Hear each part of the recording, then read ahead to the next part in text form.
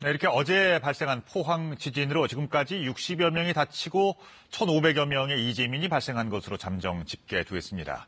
정부는 포항을 특별 재난지역으로 지정하는 방안을 검토하겠다고 밝혔습니다. 박진영 기자입니다. 포항 지진 피해 지역에 대한 조사가 진행되면서 피해 규모가 급속히 늘고 있습니다. 중앙재난안전대책본부는 오전 11시 기준으로 지금까지 62명의 부상자가 발생했다고 밝혔습니다.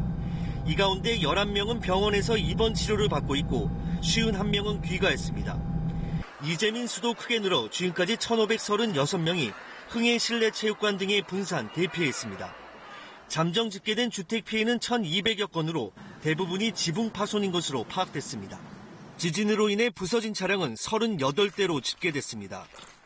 이 밖에 학교 건물 균열 피해 30여 건을 포함해 공공시설도 크고 작은 지진 피해를 입은 것으로 파악됐습니다.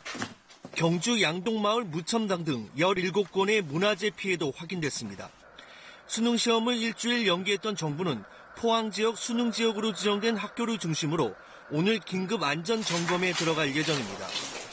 포항 지역 피해가 속속 늘어나면서 정부는 특별 재난지역 지정을 검토하고 있습니다. 김동연 경제부총리는 포항 지진 상황을 확인한 뒤 특별 재난지역 지정을 검토하겠다고 밝히고 필요할 경우 예비비까지 지원하겠다고 말했습니다. 정부는 오늘 오전 이낙연 국무총리 주재로 관계부처 장관회의를 열고 지진 대처 상황과 향후 계획을 논의했습니다.